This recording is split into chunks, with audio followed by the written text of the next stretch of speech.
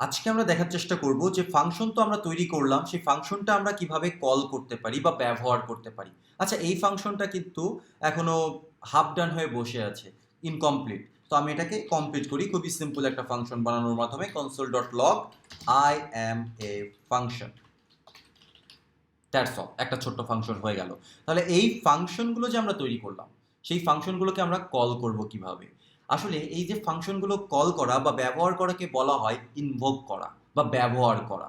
So আপনারা অনেক জায়গায়, অনেক বইতে, অনেক ইউটিউব ভিডিওতে বা অনেক আর্টিকেলে দেখতে পারবেন, যখন ভবিষ্যতে এগুলো নিয়ে রিসার্চ করবেন আরও বেশি, তখন দেখতে পারবেন যে ইনভোকিং কথাটা লেখা আছে, ফাংশন ইনভোকিং। ফাংশন ইনভোকিং করার অর্থ হচ্ছে ফাংশনটা ব্যবহার করা বা ফাংশনটা কল করা। ফাংশনটা কল করার অর্থটা কি? আমরা ফাংশনটা তৈরি করেছি, কিন্তু এই ফাংশনটা এখন অবধি নিজে থেকে কোনো কাজ করবে না। যদি আমরা আমাদের টার্মিনালটা ওপেন করি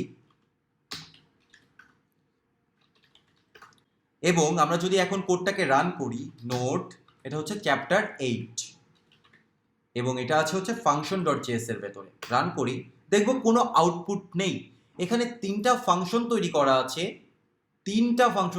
আছে, যার একটাতে কনসোল লগ হওয়ার কথা, আই অ্যাম এ ফাংশন। দ্বিতীয়টাতে কনসোল লগ হওয়ার কথা এ প্লাস বি এর ভ্যালুটা। তৃতীয়টাতে কনসোল লগ হওয়ার কথা এ মাইনাস বি এর ভ্যালুটা, কিন্তু একটাও কল হয়নি।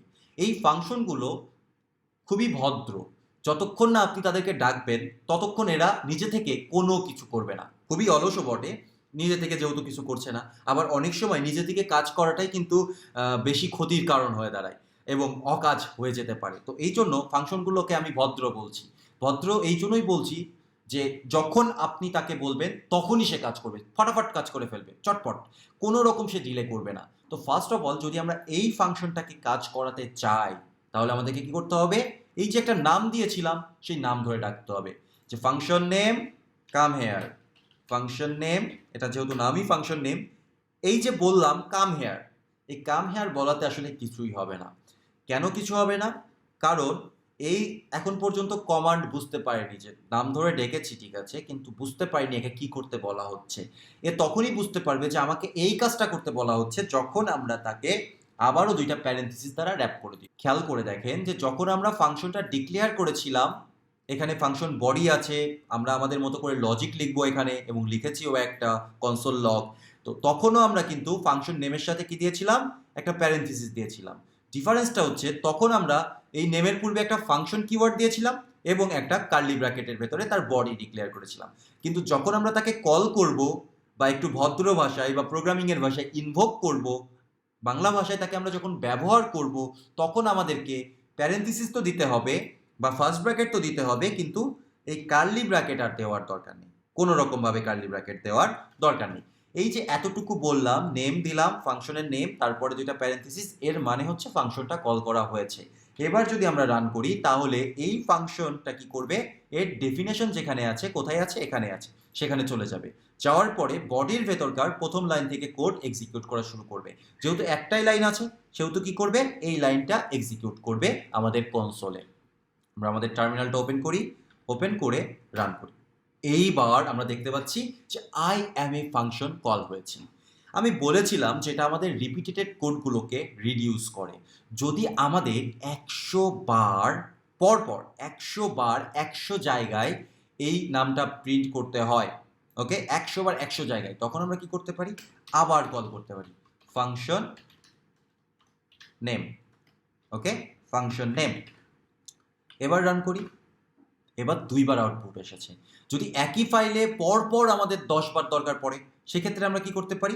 সেক্ষেত্রে আমরা একটা ফর লুপের ভেতরে এই ফাংশন কলটাকে দিয়ে দিতে পারি। For i is equal to 0, i smaller than 10, i plus plus, এবং 10 বার এই ফাংশনটা কল হবে। এটার নাম কি? ফাংশন নেম, ওকে। এইবার খেয়াল করবেন, এই দুইটা লাইনকে আমি কমেন্ট আউট করে রাখি, হ্যাঁ।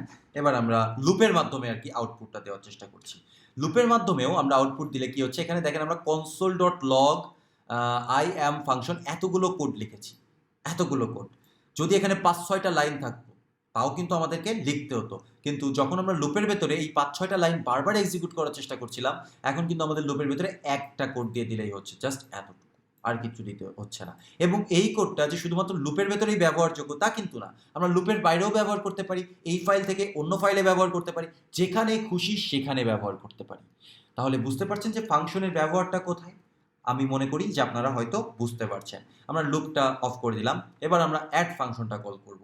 অ্যাড ফাংশনটা কল করার জন্য অ্যাডকে কল করতে হবে, অ্যাড নেমটা লিখতে হবে এবং কল করার জন্য দুইটা প্যারেনথেসিস দিয়ে দিতে হবে। এই প্যারেনথেসিস দেওয়ার অর্থ হচ্ছে ইনভোক করা বা কল করা। প্যারেনথেসিস না দেওয়া পর্যন্ত কিন্তু এই ফাংশনের নেমটা কোনো কাজ করবে না। এবার যদি আমি আবার ফাংশনটাকে রান করি, মানে আমাদের কোডটাকে, তাহলে এবার আমরা দেখতে পাচ্ছি 30। যদি আমরা সাবকে কল করি, তাহলে আমরা আউটপুট কি দেখতে পারবো? দেখতে পারবো 30 30। 50 থেকে 20 বাদ দিলে 30 এবং 10 আর 20 যোগ করলেও 30। দুইটার রেজাল্টই 30। সো এই হচ্ছে ফাংশন কল বা ফাংশন ইনভোকেশন। সো দুইটার মানেই সেম এবং দুইটার ওয়েটাও সেম। জাস্ট যখন আমরা একটা ফাংশন ডিক্লেয়ার করব তখন আমাদেরকে এই সিনট্যাক্সটা ব্যবহার করতে হবে। এখন নিশ্চয়ই আপনারা বুঝতে পারছেন যে যখন আমরা বিল্ট ইন ফিচার্সগুলো ব্যবহার করতাম তখন কেন এই যে গেট ফুল ইয়ার তারপরে প্যারেনথেসিসগুলো ব্যবহার করতাম। এই প্যারেনথেসিসটার মানে হচ্ছে এই যে গেট ফুল ইয়ার এটা হচ্ছে একটা ফাংশন, প্যারেনথেসিস না দিলে এটা কোনো কাজ করবে না। কি হবে যদি আমরা দেখার চেষ্টা করি যে প্যারেনথেসিস না দিয়ে কনসোল লগ করার চেষ্টা করি যে কি আউটপুট আসে। হ্যাঁ, console dot log just add. Okay, save করি। জাস্ট এখানে আমাদেরকে আউটপুট দিচ্ছে এটা একটা ফাংশন যার নাম অ্যাড। তাহলে ফাংশনের সাথে যখনই আমরা কল করব, ফাংশনটা কল করতে চাইবো, তখনই আমাকে প্যারেনথেসিসটা দিয়ে দিতে হবে। এখনই যদি আমি এই অ্যাডটাকে কল করে দিই তাহলে অবশ্যই একটু হজবরলা সিস্টেম হয়ে যাবে, কারণ আমাদের অলরেডি এখানে কনসোল লগ করা আছে। সো কল তো হবেই, এই কনসোল লগটা আসলে আনডিফাইন্ড রিটার্ন করবে। তাও আমরা রান করি, দেখা যাক কি আউটপুট আসে। দেখেন এই যে এটা রান করেছে এবং তারপরে একটা আনডিফাইন্ডও আছে। এই হচ্ছে system. Okay, I hope you understand it.